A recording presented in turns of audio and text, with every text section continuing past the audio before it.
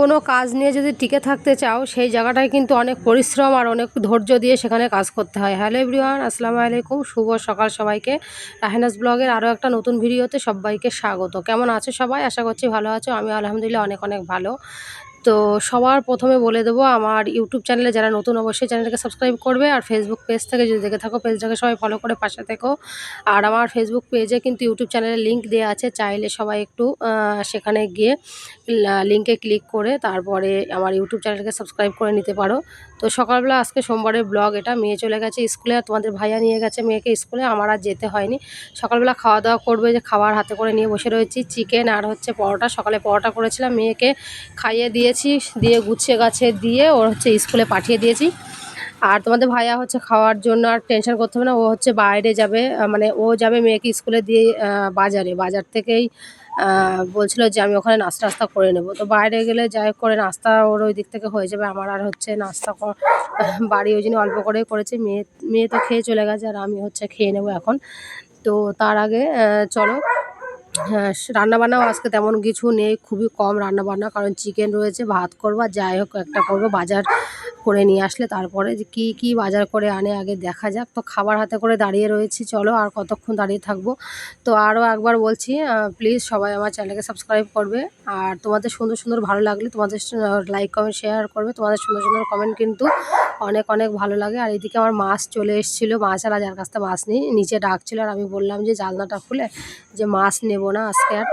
তো চলে গেল দেখলাম, তাই বলতে এসছে, আর ভাবলাম যে জানলাগুলো খুলে দিই। বাইরে কিন্তু অনেক সুন্দর সকাল থেকে রোদ্দুর উঠেছে, আর এখানে আমার জামা কাপড় রয়েছে, এগুলো এখন খাওয়া দাওয়া শেষে আমি এখন নিয়ে যাবো কাচতে, জানো তো। আর বাইরের দিকে আকাশ পুরো পরিষ্কার একদম, দেখো কত সুন্দর লাগছে, নীল আকাশের সাথে সাদা মেঘ থাকলে এত ভালো লাগে। আর প্রচুর কিন্তু তোমার হচ্ছে রোদ্দুর, আর এত সুন্দর মাঝে মাঝে হাওয়া দিচ্ছে, এত ভালো লাগছে, দেখতে পাচ্ছ কত সুন্দর হাওয়া।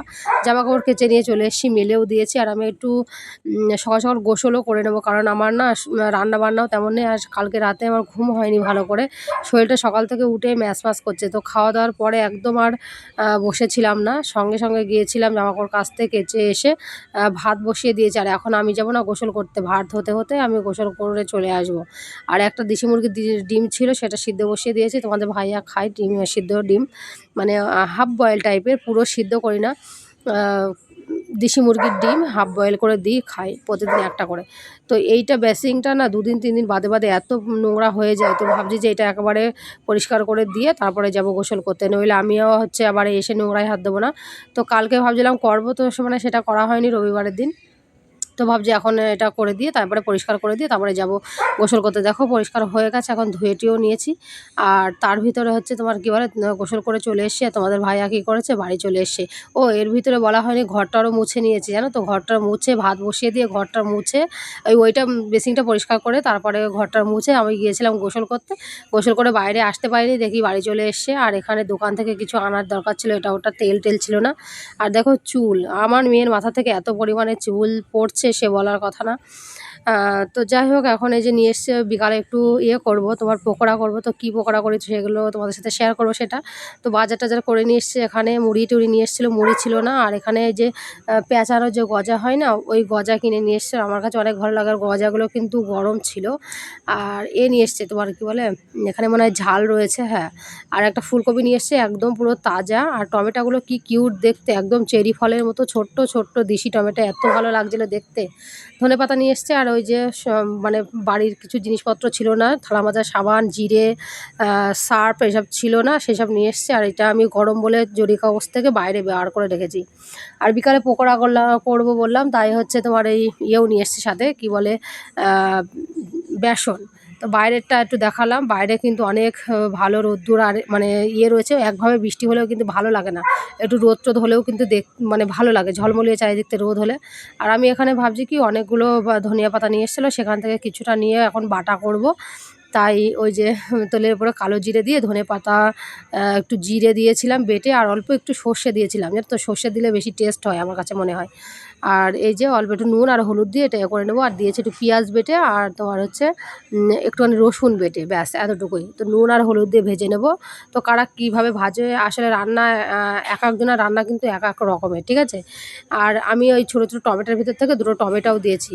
অনেকে তেঁতুল দেয়, কিন্তু আমি তেঁতুল দিলে আমার কাছে বেশি টক মনে হয় হয় বলে আমি টমেটো লাল লাল টমেটো থাকলে দুটো কেটে এই একটা কেটে দিই, আর না হলে তোমার আজকে ছোট ছোট টমেটো নিয়ে এসেছিলো চেরি ফলের মতো এত সুন্দর, তো সেখান থেকে দুটো দিয়েছিলাম। তো রান্নাবান্না শেষ, আর গোসল তো এর আগে হয়ে গেছে, তোমাদের ভাইয়া চলে গেছে গোসল করতে, আর হলেই কিন্তু ভাত খাওয়া দাওয়া হবে।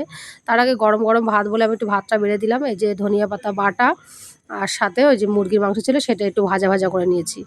আর এটা হচ্ছে ওই যে সন্ধ্যাবেলার ব্লগ, মানে সন্ধ্যাবেলার ভিডিও।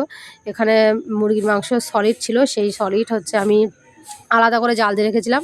সেখানে এখন ওই ম্যাগি মশলা, তারপরে হচ্ছে পেঁয়াজ দিয়েছি, আর একটু আদা রসুন আর ঝাল বেটে দিয়েছি, দিয়ে তোমার একটু নুন হলুদ আর তোমার এই গুঁড়ো গুঁড়ো মানে মশলা করেছিলাম, আর একদিন শুকনো খোলায় বেটে শুকনো ঝাল জিরে তারপরে তোমার হচ্ছে লবঙ্গ দারচিনি এলাচ এসব দিয়ে করেছিলাম, সেই মশলাটাই বেটে রেখে দিয়েছিলাম ছিলে।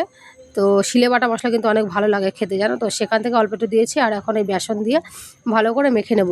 অল্প করে বেসন দিচ্ছি কারণ চিকেনগুলো অনেকগুলো, সলিড চিকেন ছিল অনেকগুলো, সেখান থেকে যে দিয়ে আর একটু দিয়েছিলাম, সরি বলতে ভুলে গেছি, তোমার কি বলে ধনেপাতা একসঙ্গে ভালো করে মেখে নিয়ে অল্প করে পানি দিয়েছিলাম, দিয়ে মেখে নিয়ে তারপরে তোমার এখন সুন্দর করে ভেজে নেব। এপিট ওপিট উল্টে পাল্টে ভালো করে ভাজা হয়ে গেছে। চলো সন্ধ্যাবেলা চায়ের সঙ্গে কিন্তু পকোড়া খাওয়া হবে। আর এতক্ষণ ভিডিও দেখলে চাও হয়ে গেছে। দুধ চা আমার কাছে অনেক ভালো লাগে। কারা কারা দুধ চা বেশি পছন্দ করো? লিকার চা আমার তেমন একটা ভালো লাগে না, দুধ চা কিন্তু প্রচুর প্রচুর ভালো লাগে। তো চা এখন হয়ে গেছে, গরম গরম চা দেখতে পাচ্ছ ধোয়া উঠছে, চার সঙ্গে পকোড়া আর সাথে একটু সস নিয়ে নেব পরে গিয়ে। তো আমার ব্লগ কিন্তু একদম লাস্ট পজিশনে। তো কেমন হয়েছে আমার ভিডিওটা অবশ্যই জানাবে। তোমরা ভালো ভালো লাইক কমেন্ট মানে কমেন্ট করো, দেখলেও ভালো লাগে। দেখা হবে নতুন কোনো ভিডিওতে। ততক্ষণ সবাই ভালো থাকবে, সুস্থ থাকবে, আমার জন্য দোয়া করবে। বা